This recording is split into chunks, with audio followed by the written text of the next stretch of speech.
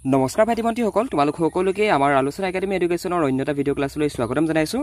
আৰু এই ক্লাছত আমি তোমালোকৰ লগত আলোচনা কৰিম তোমালোকৰ দশম শ্ৰেণীৰ অসমীয়া পাঠ্যপুথিৰ ভাৰতীয় সংস্কৃতি নামৰ যিটো তোমালোকৰ 7 নম্বৰ চেপ্টাৰ আছে, এই চেপ্টাৰটোৰ পৰা তোমালোকৰ কেনেকুৱা ধৰণৰ শ্বৰ্ট কুৱেশ্যন যিবিলাক নেকি তোমালোকৰ এক্সামত 1 মাৰ্ককৈ আহিব, আৰু লগতে কেনেকুৱা ধৰণৰ MCQ টাইপ কুৱেশ্যন তোমালোকৰ ভাৰতীয় সংস্কৃতি যিটো পাঠটোৰ পৰা ওলাব পৰা চান্স আছে, গোটেইখিনি কথা ডিছকাশ্যন কৰিম। গতিকে তুমি যদি এজন HSLCৰ কেণ্ডিডেট হয় তেনেহ'লে ক্লাছটো সম্পূৰ্ণ শেষলৈকে চাবা। এটলিষ্ট তোমালোকে কমন 5টা প্ৰশ্নও তোমালোকৰ এই 7 নম্বৰ যিটো চেপ্টাৰ, এই চেপ্টাৰটোৰ পৰা তোমালোকৰ ওলাই যাব। অ'কে, 1 নম্বৰ প্ৰশ্নটো মন কৰা। 1 নম্বৰ প্ৰশ্নটো হৈছে যে ভাৰতীয় সংস্কৃতিৰ প্ৰাণ কি? One of the most important question, ভাৰতীয় সংস্কৃতিৰ প্ৰাণ কি? এই কুৱেশ্যনটো তোমালোকৰ পাঠ্যপুথিৰ 1 নম্বৰ যিটো প্ৰশ্ন, সেই প্ৰশ্নটোৱে হৈছে যে কি ভাৰতীয় সংস্কৃতিৰ প্ৰাণ কি? ইয়াৰ উত্তৰত তোমালোকে লিখিবা যে কি ক্ৰমবৰ্ধমান শক্তি হৈছে ভাৰতীয় সংস্কৃতিৰ প্ৰাণ। এতিয়া ভাৰতীয় সংস্কৃতিৰ প্ৰাণ কি? ক্ৰমবৰ্ধমান শক্তি। তোমালোকে ডাইৰেক্টলি এটা শব্দতে লিখি নাহিবা ক্ৰমবৰ্ধমান শক্তি বুলি, তোমালোকে ইয়াত লিখিবা যে ক্ৰমবৰ্ধমান শক্তি হৈছে ভাৰতীয় সংস্কৃতিৰ প্ৰাণ, নতুবা ভাৰতীয় সংস্কৃতিৰ প্ৰাণ হৈছে ক্ৰমবৰ্ধমান শক্তি। এনেকুৱা ধৰণে তোমালোকে কমপ্লিট চেণ্টেন্সটো ব্যৱহাৰ কৰিবা। 2 নম্বৰটো মন কৰা। 2 নম্বৰটো হৈছে ফ্ৰম ভলগা টু গংগা। ইয়াক আমি অসমীয়াত চাবলৈ গ'লে হ'ব ভলগাৰ পৰা গংগালৈ। এই যিখন কিতাপ, এই কিতাপখন কোনে ৰচনা কৰিছে? ফ্ৰম ভলগা টু গংগা, এই যিখন কিতাপ, এই কিতাপখন ৰচনা কৰিছে পণ্ডিত ৰাহুল সংস্কৃতায়নে। One of the most important question, পৰীক্ষাত প্ৰায় আহি থাকে যে কি ফ্ৰম ভলগা টু গংগা কাৰ ৰচনা? উত্তৰত লিখিবা ফ্ৰম ভলগা টু গংগা পণ্ডিত ৰাহুল সংস্কৃতায়নৰ ৰচনা। নেক্সটটো মন কৰা। সৰ্বপল্লী ৰাধাকৃষ্ণনে কালিয়া দমনৰ কি আখ্যা দিছে? সৰ্বপল্লী ৰাধাকৃষ্ণনে সৰ্বপল্লী ৰাধাকৃষ্ণনে কালিয়া দমনক উদ্দেশ্যি এই বুলি কৈছিলে যে কি কালিয়া দমন ই আৰ্যই অনাৰ্যক সংস্কৃত কৰাৰ প্ৰকৃতধৰ্মী নৃত্য। এই বুলি সৰ্বপল্লী ৰাধাকৃষ্ণনে কালিয়া দমনৰ এক আখ্যা নতুবা এক ব্যাখ্যা আগবঢ়াইছিলে। বুজিলা? আৰু এইবিলাক প্ৰশ্ন একচুৱেলি তোমালোকৰ বহুত বেছি কমন প্ৰশ্ন হয়। বেলেগ প্ৰশ্ন নাহিলেও এনেকুৱা ধৰণৰ প্ৰশ্ন তোমালোকৰ ইউনিট টেষ্ট এক্সামিনেশ্যন, ইয়াৰ লগতে তোমালোকৰ যিকেইটা হাফ ইয়াৰলি এক্সাম হ'ব, লগতে তোমালোকৰ যিটো প্ৰি টেষ্ট এক্সাম হ'ব, লগতে HSLCৰ পাৰ্চপেক্টিভৰ পৰাও এই প্ৰশ্নখিনি বহুত বেছি কমন হয়। তোমালোকে আজিৰ ক্লাছটো যিসকল ষ্টুডেণ্টছে কৰিছা, যিমানখিনি এই যিটো ক্লাছটো চাই আছা, তোমালোকে HSLCৰ যিখন কুৱেশ্যন পেপাৰ পৰীক্ষা দি আহি পিনে যিখন কুৱেশ্যন পেপাৰ তোমালোকে পাবা ন, তেতিয়া তোমালোকে অনুভৱ কৰিবা যে কি পলাশদাই কি কৈছিলে। বুজিলা? মই 100% চিয়'ৰ তোমালোকৰ এই ক্লাছটো যিখিনি প্ৰশ্ন দেখাই থকা হৈছে, ইয়াৰ ভিতৰত তোমালোকৰ 1, 2, 3টা তোমালোকৰ পৰীক্ষাত কমন পৰিবই। যদি ইউনিট টেষ্টৰ কথা কোৱা তেনেহ'লে ইউনিট টেষ্টতো 101% চিয়'ৰ কৈছোঁ তোমালোকৰ এই প্ৰশ্নকেইটা তোমালোকৰ কমন পৰিবই। কোনটো যুগক ভাৰতীয় সংস্কৃতিৰ বিস্তাৰ যুগ বুলিব পাৰে? ইয়াৰ শুদ্ধ উত্তৰটো হৈছে বৌদ্ধ ধৰ্ম প্ৰচাৰৰ যুগক ভাৰতীয় সংস্কৃতিৰ বিস্তাৰ যুগ বুলিব পাৰি। এতিয়া বৌদ্ধ ধৰ্ম প্ৰচাৰৰ যুগকে একচুৱেলিনো ভাৰতীয় সংস্কৃতিৰ বিস্তাৰ যুগ বুলি কিয় কোৱা হয়? ইয়াতো এটা হিষ্ট্ৰী ওলায়। তোমালোকৰ একচুৱেলি এটা ষ্টৰি আছে, অ'কে? ইয়াতে হিষ্ট্ৰী এটা সোমাই আছে। আৰু তোমালোকৰ লগত আমি যেতিয়া তোমালোকৰ ভাৰতীয় সংস্কৃতিৰ যিটো এক্সপ্লেনেশ্যনৰ ক্লাছ, সেই ক্লাছটো যেতিয়া কৰিছিলোঁ, তোমালোকক বুজাই দিছিলোঁ যে কি বৌদ্ধ ধৰ্মৰ প্ৰচাৰৰ যুগক ভাৰতীয় সংস্কৃতিৰ কিয় বিস্তাৰ যুগ বুলি কোৱা হয়। তোমালোকৰ লগত এইখিনি কথা আলোচনা কৰি অহা হৈছে। আৰু তোমালোকৰ যিসকল ষ্টুডেণ্টছে ৰেণ্ডমলি ক্লাছটো ইউটিউবত চাই আছা, তোমালোকক কৈছোঁ তোমালোক যদি ইংলিছ মিডিয়াম নতুবা আছামিছ মিডিয়ামৰ যদি তোমালোক হোৱা, আৰু যদি তোমালোকে এই কোৰ্চটো তোমালোকে কৰিব বিচাৰিছা, তেনেহ'লে ডেছক্ৰিপশ্যন চাবা, তাতে লিংক দিয়া আছে, তাত গৈ তোমালোকে কৰিব পাৰা। নতুবা তোমালোকে যদি হোৱাটছএপত ক্লাছটো কৰোঁ বুলি ভাবা, তেনেহ'লে আমালৈ এই যিটো নাম্বাৰ দেখিছা, নাম্বাৰটোত আমালৈ তোমালোকে ফোন কৰা, নতুবা এটা টেক্সট মেছেজ কৰি দিয়া। আমাৰ টিমে তোমালোকক গ্ৰুপত এড কৰাই ল'ব, য'ত নেকি তোমালোকক আমি আছামিছ তথা তোমালোকে যিটো ছাবজেক্টত এডমিশ্যন ল'বা, সেই ছাবজেক্টটো কমপ্লিট আমাৰ একাডেমীৰ ফালৰ পৰা তোমালোকক গাইড কৰি দিয়া হ'ব। লগতে কমন যিখিনি প্ৰশ্ন উত্তৰ সেইখিনিও তোমালোকক দেখাই দিয়া হ'ব। শিৱ আৰু শক্তি পূজাৰ মূল ক'ত আৱিষ্কাৰ হৈছিল? ইয়াৰ শুদ্ধ উত্তৰটো হৈছে শিৱ আৰু শক্তি পূজাৰ মূল মহেঞ্জোদাৰোত আৱিষ্কাৰ হৈছিল। ক'ত আৱিষ্কাৰ হৈছিল? মহেঞ্জোদাৰো। তোমালোকে নিশ্চয় মহেঞ্জোদাৰো, হৰপ্পা, এই হৰপ্পান সভ্যতা, মহেঞ্জোদাৰো সভ্যতা নিশ্চয় শুনিছা চাগে। আৰু যিসকলে ইণ্ডাছ ভেলী চিভিলাইজেশ্যনৰ কথা পঢ়িছা, তেওঁলোকে এইটো শুনিছাই মানে। আই ন' ডেট, ৰাইট? এতিয়া শিৱ আৰু শক্তি পূজাৰ মূল বুলি কোৱাৰ লগে লগে কি মনত পেলাবা? মহেঞ্জোদাৰো মনত পেলাবা। হৰপ্পা বুলি নিলিখিবা, মহেঞ্জোদাৰো লিখিবা। এতিয়া মহেঞ্জোদাৰো শব্দটো তোমালোকৰ নিশ্চয় চিনাকি লাগিছে। নেক্সটটো মন কৰা। ইছলামীয় ভাস্কৰ্যৰ মূল সম্পদ কি? ইয়াৰ শুদ্ধ উত্তৰটো হৈছে গঠনৰ সৰলতা আৰু সূক্ষ্মতা হৈছে ইছলামীয় ভাস্কৰ্যৰ মূল সম্পদ। গঠনৰ সৰলতা আৰু সূক্ষ্মতা এইকেইটাই হৈছে ইছলামীয় ভাস্কৰ্যৰ মূল সম্পদ।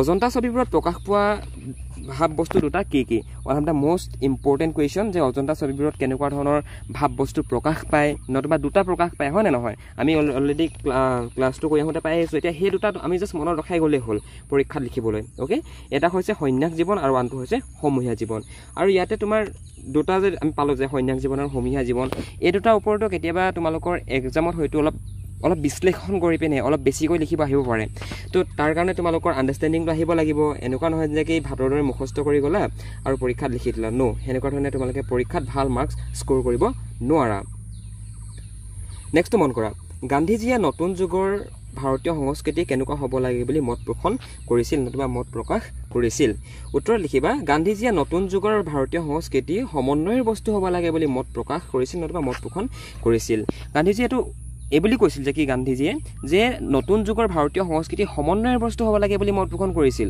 এনেকুৱা নহয় যে কি কেৱল মাত্ৰ এটা নিৰ্দিষ্ট কমিউনিটিৰ মাজতে সীমাবদ্ধ সেনেকুৱা নহয় মানে সমন্বয়ৰ প্ৰতীক সমন্বয়ৰ বস্তু হ'ব লাগে বুলি তেখেতে উল্লেখ কৰিছিল ভাৰতীয় সংস্কৃতিক এতিয়া বহুত ষ্টুডেণ্টৰ এইডোখৰতে পাজুল লাগি যায় দাদা ভাৰতীয় সংস্কৃতি কনচেপ্টটোনো কি এই কনচেপ্টটো তোমালোকক মই এটা 3 ঘণ্টীয়া ক্লাছত ভালধৰণে বুজাই আহিছোঁ তোমালোকৰ যিসকলে কোৰ্চটো লৈ থৈছা তোমালোকে আগৰ ক্লাছটো চাই আহিবা মানে সেই যিটো এক্সপ্লেনেশ্যনৰ ক্লাছ সেই ক্লাছটো চাই আহিবা যদি নোচোৱাকৈ আহিলা তেনেহ'লে তোমালোকৰ ভাৰতীয় সংস্কৃতিৰ যিটো কনচেপ্টটোৱে ক্লিয়াৰ নহ'ব আৰু ভাৰতীয় সংস্কৃতিৰ কনচেপ্টটো যদি ক্লিয়াৰ নহয় তেতিয়া তোমালোকৰ এক্সামত তোমালোকৰ যিবিলাক পাঠৰ ভিতৰৰ প্ৰশ্ন আহিব যিকেইটা অলপ দীঘল প্ৰশ্ন আহিব সেই প্ৰশ্নবিলাকৰ উত্তৰ তোমালোকৰ কৰিবলৈ বহুত বেছি প্ৰব্লেম হ'ব বুজিলা অকল নেক্সট কুৱেশ্যনটো ডিছকাশ্যন নকৰাৰ আগতে তুমি যদি মেট্ৰিক পৰীক্ষাৰ কাৰণে প্ৰিপেৰেশ্যন চলাই আছা আৰু যদি তুমি ইংৰাজী বিষয়টোত এতিয়াও দুৰ্বল হৈ আছা তেনেহ'লে আমাৰ থ্ৰুৱেদি তোমালোকে পঢ়িব পাৰা আমি তোমালোকক মেট্ৰিক পৰীক্ষাত ইংৰাজী বিষয়টোত কেনেকুৱা তোমালোকৰ কুৱেশ্যন আহিব তোমালোকে কোনখিনি গ্ৰামাৰ চাই যাব লাগিব তোমালোকে কুৱেশ্যন আনচাৰ পেটাৰ্ণবিলাক কেনেকৈ লিখিব লাগিব সকলোখিনি কথা আমি আমাৰ পাৰ্চনেল অনলাইন কোচিঙত আমি শিকাওঁ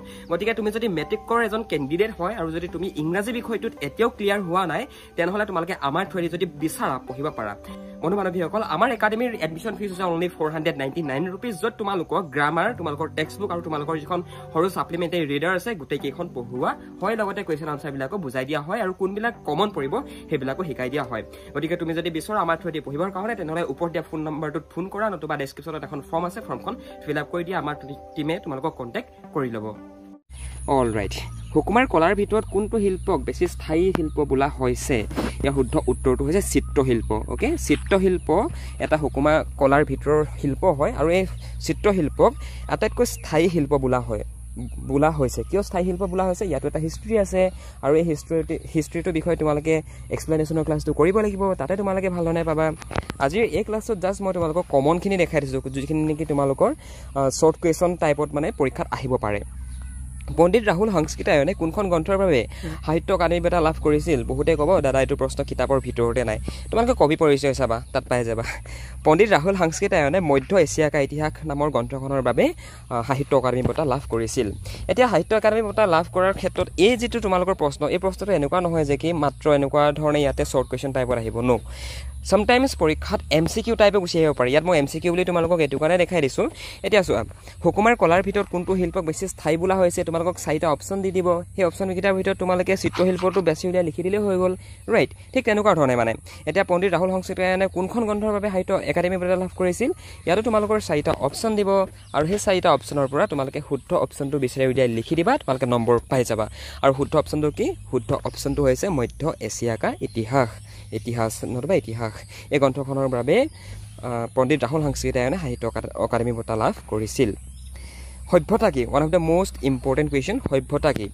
সভ্যতাই বিশেষ এটা সামাজিক বা ৰাজনৈতিক অৱস্থাক বুজায় আৰু ই এটা সমাজ পদ্ধতি এতিয়া সভ্যতা চিভিলাইজেশ্যন ইণ্ডাছ ভেলী চিভিলাইজেশ্যনৰ কথা তোমালোকে নিশ্চয় পাইছা হিন্দু সভ্যতা হয়নে এতিয়া হিন্দু সভ্যতা বুলি কোৱাৰ লগে লগে কি বুজিবা এই সকলোখিনি কথা আমি আমাৰ এক্সপ্লেনেশ্যনৰ ক্লাছটোত পঢ়ি আহিছোঁ গতিকে তোমালোক যিসকল ষ্টুডেণ্টছে পৰীক্ষাত ভাল মাৰ্কছ স্ক'ৰ কৰিব বিচাৰিছা মই তোমালোকক এটাই ছাজেশ্যন দিব পাৰিম যে তোমালোকে কাহানিও প্ৰশ্নটোৰ মুখস্থ কৰি পৰীক্ষা দিবলৈ নাযাবা তোমালোকে পৰাপক্ষত কনচেপ্টটো ক্লিয়াৰ কৰা এতিয়া ভাৰতীয় সংস্কৃতি পাঠটো তোমালোকৰ অলপ টান হয় কিন্তু টান মানে কি তোমালোকৰ এনেকুৱা কিছুমান কনচেপ্ট আছে যিখিনি নেকি তোমালোকৰ বাবে প্ৰথম হয় ফাৰ্ষ্ট তোমালোকে পাইছা ক্লাছ 10ত সো ভাইটি ভণ্টিসকল অৱশেষত এটা কথাই ক'ম তোমালোকে আণ্ডাৰষ্টেণ্ডিংটো আনা তোমালোকৰ যিসকলে কোৰ্চটো লৈ থৈছা ভাৰতীয় সংস্কৃতিৰ যিটো পাঠ 3 ঘণ্টাৰ এটা পাঠ আমি পাঠৰ এটা ক্লাছ কৰি থৈছোঁ 3 ঘণ্টাৰ সো সেই ক্লাছটো তোমালোকে চাই ল'বা তোমালোকৰ গোটেই কনচেপ্টটো ক্লিয়াৰ হৈ যাব এতিয়া ইণ্ডাছ ভেলী চিভিলাইজেশ্যন মানে কি সভ্যতা মানে কি ওকে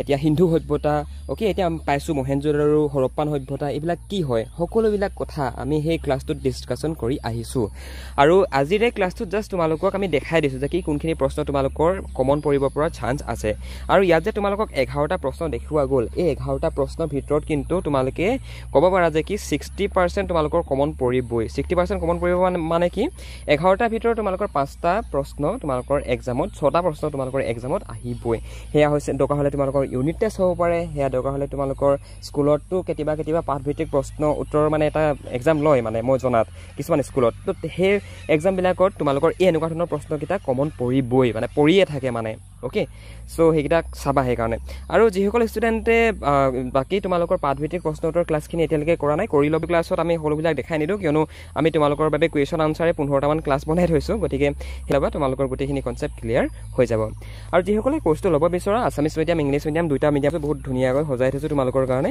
এই যিটো নাম্বাৰ দেখিছা নাম্বাৰটোত আমালৈ ফোন কৰা নতুবা মেছেজ কৰা আমাৰ টিমে তোমালোকক গাইড কৰি দিব কিন্তু কোৰ্চটোৰ প্ৰাইচটো তোমালোকে কিন্তু পে' কৰিব লাগিব 1000 rupees ওকে কিয়নো তোমালোকক আমি 1 year ভেলিডিটি দিম আৰু ইয়াৰ লগতে তোমালোকক আমাৰ টিমৰ ফালৰ পৰা 24/7 ছাপোৰ্ট প্ৰদান কৰিব এনেকুৱা নহয় যে কি তোমালোকক আমি ৰেকৰ্ডিং ক্লাছ এখিনি দি দিলোঁ সেনেকুৱা ধৰণে নহয় মানে তোমালোকৰ যেনেকুৱা ধৰণৰ প্ৰব্লেম নাহক লাগে আমাৰ গ্ৰুপত তোমালোকে মেছেজ কৰিলে হ'ল আমাৰ টিমে তোমালোকক 24/7 তোমালোকক ছাপোৰ্ট প্ৰদান কৰিব আৰু সেইটো কাৰণে 1 year কাৰণে তোমালোকৰ পৰা আমি 1000 এটা লওঁ যিসকল ইণ্টাৰেষ্টেড যাৰ সামৰ্থ্য আছে তোমালোকে কৰিব পাৰে যাৰ সামৰ্থ্য নাই যি নিবিচাৰে তেওঁলোকৰ কাৰণে একো নাই ইউটিউবত ফ্ৰীকৈ আপলোড হৈ থাকিব তোমালোকে চাই ল'বা ওকে বাই বাই